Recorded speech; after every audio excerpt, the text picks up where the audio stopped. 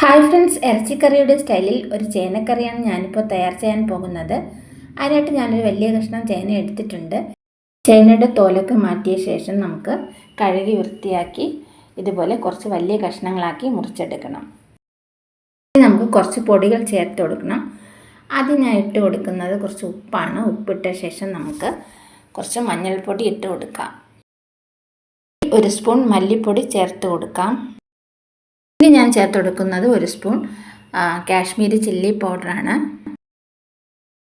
പുളിയില്ലാത്ത തൈര് കൂടി ചേർത്ത് കൊടുക്കാം. ഒരു 1/4 കപ്പ് തൈര് മതിയാകും.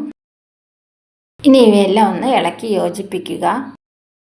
മസാലയൊക്കെ പുരട്ടിയ ചേന കഷ്ണങ്ങൾ നമുക്കിനി ഒരു 1/4 മണിക്കൂർ അല്ലെങ്കിൽ അരമണിക്കൂർ മാറ്റിയ ശേഷം വേവിക്കാൻ എടുക്കാം.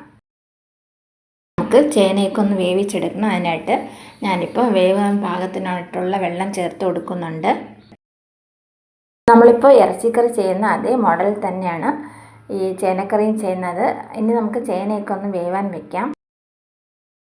ചേനയൊക്കെ ഇപ്പോൾ നമുക്ക് വെന്ത് കിട്ടിയിട്ടുണ്ട്. ഇനി നമുക്കതൊന്ന് മാറ്റി വെച്ചേക്കാം. എരിവ് ആവശ്യമുണ്ടെങ്കിൽ കാശ്മീരി ചില്ലി പൗഡറിൻ്റെ കൂടി സാധാ മുളക് പൊടി കൂടി ചേർക്കാവുന്നതാണ്. ഒരു ചട്ടിയിൽ വെളിച്ചെണ്ണ ഒഴിച്ചു കൊടുക്കാം.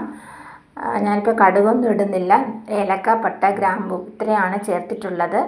അതിൻ്റെ കൂടെ തന്നെ നമുക്ക് ഒരു വലിയ സവാള അരിഞ്ഞത് കൂടി ചേർത്ത് കൊടുക്കാം. ഇനി ഞാൻ ചേർത്ത് കൊടുക്കുന്നത് 1 സ്പൂൺ ഇഞ്ചി അരിഞ്ഞതാണ്. അതുകൂടി ഇട്ട് എല്ലാം നന്നായിട്ടൊന്ന് വഴറ്റിയെടുക്കാം. ഇത് വളരെ ടേസ്റ്റി ആയിട്ടുള്ള ഒരു റെസിപ്പിയാണ്. എല്ലാവരും ഒന്ന് ട്രൈ ചെയ്ത് നോക്കുക.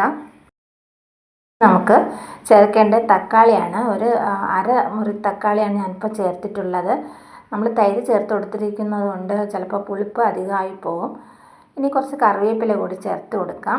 വീണ്ടും എല്ലാം കൂടി വഴറ്റിയെടുക്കുക. ഇനി ഞാൻ ചേർത്ത് കൊടുക്കുന്നത് ഒരു 1/2 സ്പൂൺ ചിക്കൻ മസാല പൗഡറാണ്. അതുകൂടി ചേർത്ത് കൊടുക്കാം. അതിനുശേഷം നമുക്ക് വേവിച്ച് മാറ്റി വെച്ചിരിക്കുന്ന ചേന കഷ്ണങ്ങൾ ആ വെള്ളത്തോടു കൂടി തന്നെ ഒഴിച്ചു കൊടുക്കാം. അരപ്പ് കലക്കിയ ബാക്കി വെള്ളം കൂടി ചേർത്ത് കൊടുക്കാം.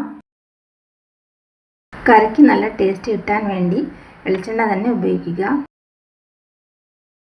നമുക്കൊന്ന് അടച്ച് വേവിക്കാം. ഞാനിപ്പോൾ ഓപ്പൺ ചെയ്ത് നോക്കിയാണ്. ചേന കഷ്ണങ്ങളൊക്കെ നമ്മൾ നേരത്തെ വേവിച്ചതാണ്. ഇപ്പോൾ കുറച്ചുകൂടി വെന്ത് വന്നിട്ടുണ്ട്. ഇനി നമുക്ക് ഒന്നും കൂടി വേവിക്കണം. കുറച്ച് വെള്ളമൊക്കെ വറ്റാനുണ്ട്. വീണ്ടും ഒന്ന് അടച്ച് വയ്ക്കാം. വീണ്ടും നമുക്കൊന്ന് തുറന്ന് നോക്കാം. ഇപ്പോൾ കറിയൊക്കെ കറക്റ്റ് ലെവലിൽ വന്നിട്ടുണ്ട്. വെള്ളമെല്ലാം വറ്റി നല്ല കുറുകി വന്നിട്ടുണ്ട്. വളരെ ടേസ്റ്റിയായ നമ്മുടെ ചേനക്കറി ഇപ്പോൾ റെഡി ആയിട്ടുണ്ട്. നമുക്ക് ചോറിനോടൊപ്പം കഴിക്കാൻ അടിപൊളിയായിട്ടുള്ളൊരു റെസിപ്പിയാണിത്. വീഡിയോ ഇഷ്ടമായ ലൈക്ക്, ഷെയർ ആൻഡ് സബ്സ്ക്രൈബ് ചെയ്യുക. അതുപോലെ നിങ്ങളുടെ കമൻറ്റ്സ് എന്നെ അറിയിക്കുക.